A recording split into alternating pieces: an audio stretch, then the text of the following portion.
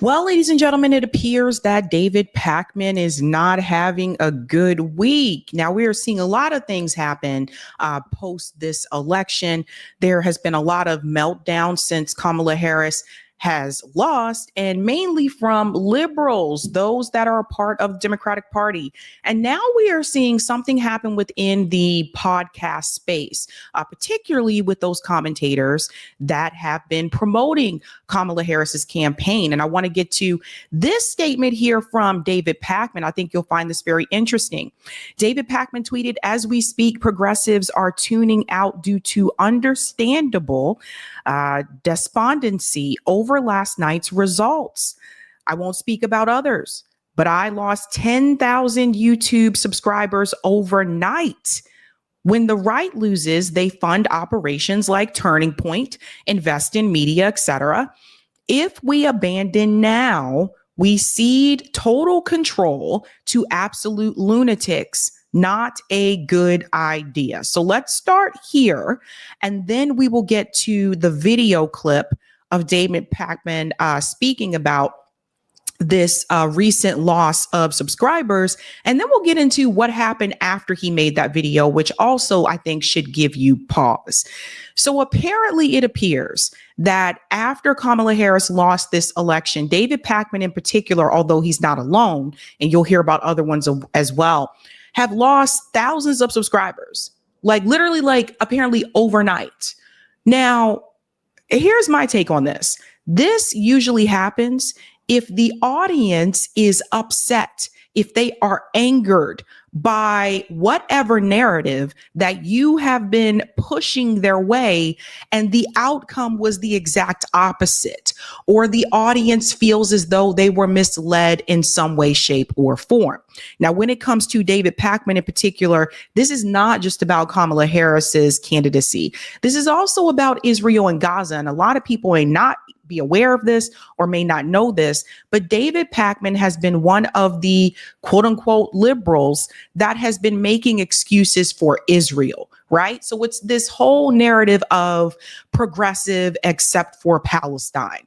David Pakman tends to be one of those people. At one point in time, David Pakman heavily supported a candidate like Bernie Sanders, promoted Bernie Sanders. And as time went on, I noticed that David Pakman started to shift further and further towards Dem establishment and finding excuses and reasons to find it acceptable, right? So that's where we are with David Pakman. Since he has decided to push Dem establishment types, those that are very much not progressive, despite what people may tell you, David Pakman's channel really shot up. Now, granted, he's been on YouTube for years, but as time has gone on, the further he got away from, I guess we would say, the lefty left, the Bernie Sanders, Democrat socialist left, and he became closer to the normie Democrat candidates, he started to grow tremendously. So he has millions of subscribers. He does have sponsorships as well. So this is why I do not consider David Pakman to be independent media, because he does have sponsorships. He has had an interview with Kamala Harris in person. He met with her in person at the White House. So this is who we're talking about here. We're not talking about someone who just put up a webcam in a room like myself and started doing political news. David Pakman is very much one of those podcasters that is in that bubble of DC politics, where he does have access to Kamala Harris, Nancy Pelosi, like those Dem establishment types. So for him to lose thousands of subscribers overnight, yeah, it does raise eyeballs. And I want to get to this video that he posted as well, where he goes a little bit further. This was shared by Colin Rugg. He says new Dem influencers are seeing record numbers of subscriptions Cancellations over with a mass exodus of followers, causing an algorithmic desubscription spiral. So let's go ahead and get into this video here. And by the way, just FYI, I believe Colin Rugg is right wing. I just want to mention that so people aren't like, oh, you didn't say that guy's right leaning. I think he is right leaning. So just take that into perspective.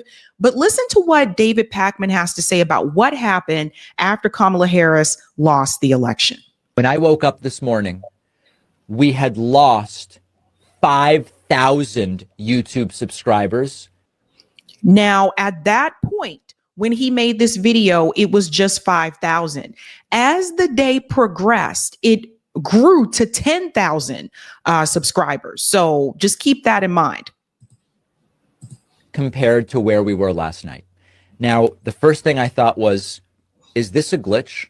We've been on YouTube for 15 years or something like that.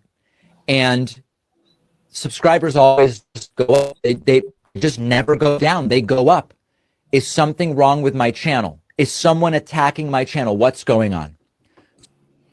So let's pause here for just a second. And this is incredibly true. With David Pakman's channel, he has continued to grow tremendously. Again, he has been on YouTube for a long time.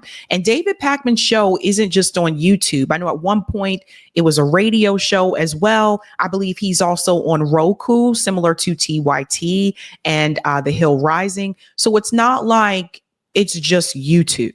Now, some of you may be wondering if he has over 1 million subscribers, why is he freaking out? Why is he panicking? Because unlike people like myself, David Pakman has like a full staff, right? So they pay for insurance, health insurance for the staff members, etc. So he has all these other people that he also has to pay. Whereas for me, I have 2 producers. He has an entire full team. So for someone like him to all of a sudden lose thousands of subs, that is not normal for him. And that's not something that he was used to. So of course, first thing that he thinks of is, oh, it must be a YouTube glitch. Not the first thing that he thinks of is, okay, people must be upset with me. So that in itself to me was very telling, that he would automatically assume that this was a YouTube issue and not something that he did. So I started texting. And I texted Brian Tyler Cohen, and I texted Tyler Cohen and Brian Cohen and Brian Tyler, all of them. I texted all of them. I texted Jesse Dollemore. I texted Luke Beasley and Farron Cousins and Sam Cedar. And these are all normie Democrats, FYI, for people who are wondering. These are all people that some of them may at some point supported Bernie Sanders, but they are very much in that Democrat leadership. They're in that Dem bubble where they can get access to certain politicians that are higher up, I would say, on the food chain in the Democratic Party. So just keep in mind, Brian Tyler Cohen has interviewed Nancy Pelosi in person, right? So these individuals have access to the Dem bubble in DC in ways that those of us that are part of independent media do not. Every single one of our channels since last night is hemorrhaging subscribers. Now, at that point, if I were David Pakman, I would ask myself, what do all of us have in common, right? All of those channels heavily pushed Kamala Harris's campaign. They misled their viewers into thinking that Kamala really had a big shot of winning this thing. And I was always honest with you guys. I always told you, well, she could, but according to the numbers, according to the fact that she's part of the current administration, the chances for her are not likely. You know, I predicted that Donald Trump was going to win with at least 312 votes. And I remember I got a lot of criticism from people for that. They said, oh, you're just supporting Trump. No. And I totally was using the data that I presented on that video. So I actually ended up being correct about this. So I think what happens, particularly in political YouTube space, is that oftentimes some of these commentators, they run the risk of trying to convince their audience that one of these politicians is going to go in and do the damn thing. They're going to win. They're going to be great. And this is who we need. And that is a big risk because the reality is you really don't know. There was a big possibility that Kamala could lose. In fact, I continue to say she was the underdog in this race. She had more to prove because she was Biden's VP and she didn't handle the border properly. Whereas Trump, he kind of didn't have as much to prove. He had already been president. People know who he is. People know what he's going to say. People either love him or they hate him or they're just like, I'm just tired of him altogether. So I felt like he did not have as much to prove, but Kamala Harris did. So when you convince your audience that this candidate is going to blow this thing out of the water, when you convince your audience that there's no way Americans are going to come in and elect Donald Trump again, I can imagine a lot of those viewers being very disappointed when Donald Trump won every single swing state. I can totally get that. David doesn't. Listen. What is it that is going on? Here is a graphic. As you can see, subscribers just go up, up, up, up, and they are down. It is not just YouTube subscribers. We are seeing record cancellations of paid memberships, record cancellations. These are the people that keep the show running. If you get to this point where you're seeing record number of canceled paid memberships, then that means it's you, bud. That means it's you. That means the audience is not happy with you at this point in time. So I thought that was very interesting that he mentioned that as well, that it was not just YouTube. Big red flag. Now, for a moment, I thought if it's just YouTube, maybe YouTube is purging people who are inactive subscribers. And once a year, usually YouTube does this and you see a little decline and then numbers go back up. They're not doing it. Not 5,000 and then another 5,000 in 24 hours. YouTube does do those purges, but not that many, bud. They're not doing it. And if that were the case, we wouldn't be seeing paid membership cancellations on the website. So now I understand what is going on. It's terrifying, but it is happening. A lot of people are checking out. I heard anecdotally from a couple dozen people who said, you know, David, I just can't do it anymore. I just can't do it. I'm checking out. I'm out.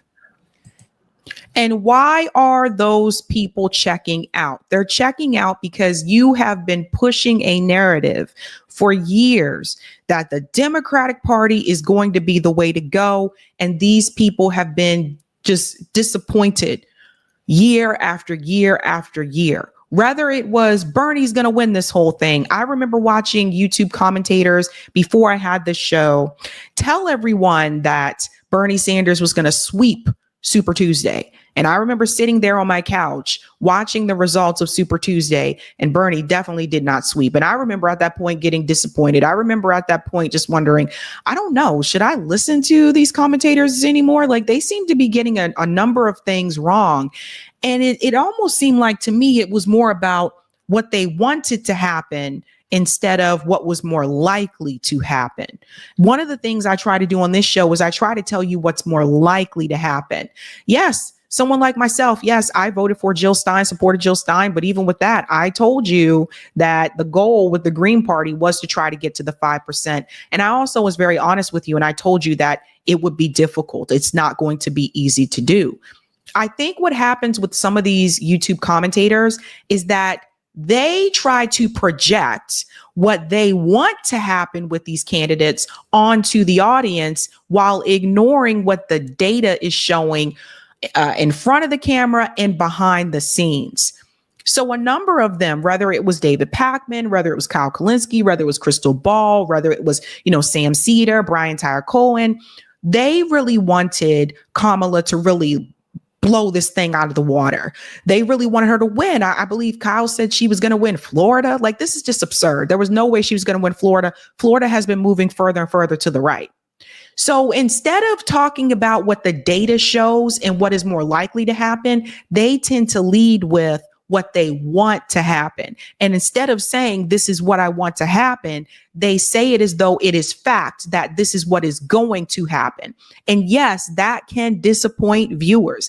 That can make viewers check out when those results don't pan out, man. And this is why I continue to say I would rather be honest with you, whether it's going to be positive or negative, instead of making you think that something I want to happen is going to happen just because I want it to happen. I think most of us knew Kamala Harris was not going to win every swing state, yet a number of these commentators told you that she would. To throw in even Florida, for God's sake. Come on, give me a break. And the reason that this is terrifying, not only because it puts everybody in left-wing media's livelihoods at stake and at risk, it terrifies me because our instinct is the opposite of what the right does, and we will get crushed if this is the way we respond to a defeat. It only puts your livelihood at risk if you are banking on it. It only puts your livelihood at risk if, again, you are misleading your viewers. So I don't have millions of subscribers, and that's fine.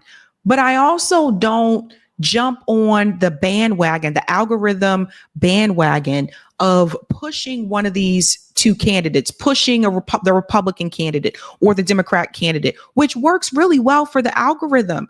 A lot of people grow. A lot of people grew when they decided to get on board for Kamala Harris.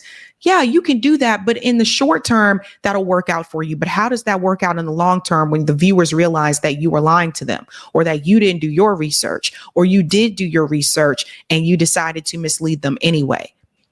I mean, anybody who has been doing this for as long as David Pacman has been doing it, I think David Pacman should have known better.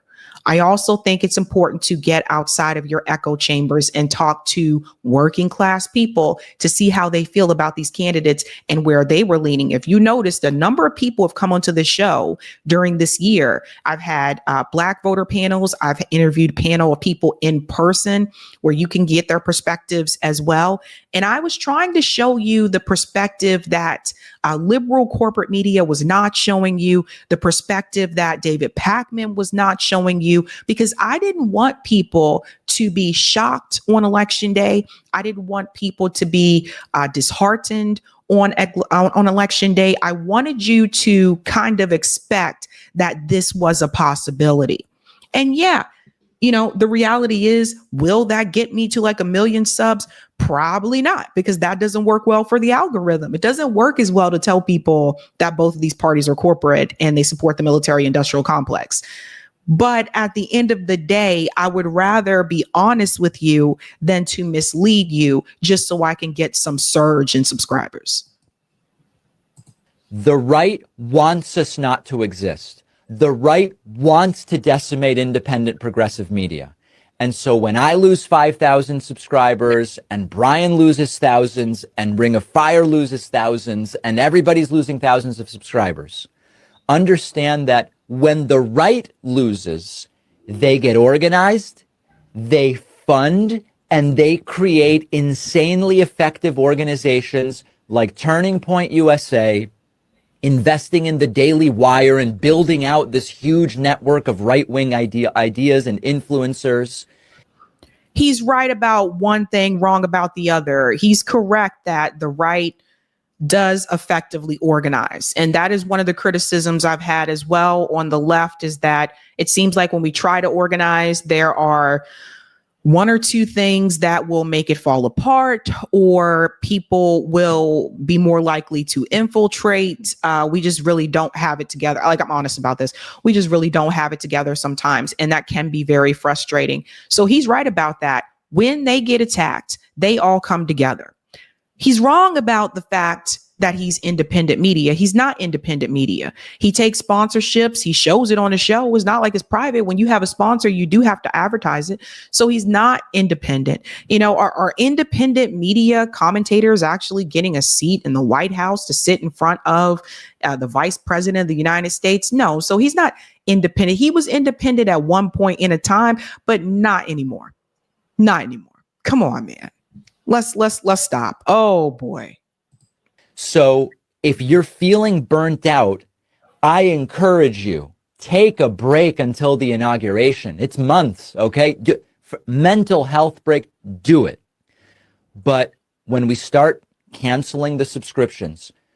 We are in an algorithmic desubscription spiral right now because take a break. David Pacman wants you to take a break for your mental health, but don't unsubscribe from me. Don't unsubscribe from me. Don't cancel your subscriptions. Don't cancel your memberships or anything like that, because that hurts my pocket. That's what this is really about. None of this is guaranteed. And I've been always honest about that. None of this is guaranteed. And I think when you have been doing this as long as people like David Pacman have, I think you start to get this feeling that it is guaranteed. I mean, he's been doing this for what, like 15 years? But it isn't. People can change their mind. People can turn on you. Like, audience members can decide, yeah, I'm not really feeling this anymore, whatever. But to sit there and to tell people, yeah, you want to take a break, but don't unsubscribe, because that's gonna hurt David's pocket. That's gonna hurt us in the algorithm. And I would say that David Pacman is doing very well in the algorithm when compared to independent commentators. Like, just think about this. He's millions of subs. He does very well in the algorithm. Now, losing those subs would put a dent in it, but we're going to get to what happened after that in just a second, and it's going to give you a side eye. But that's what this is all about. Protect my pocket. Protect my pocket. Don't do that, because then you're messing with my money. You're messing with my money. People have the right to do that. People have the right to do that.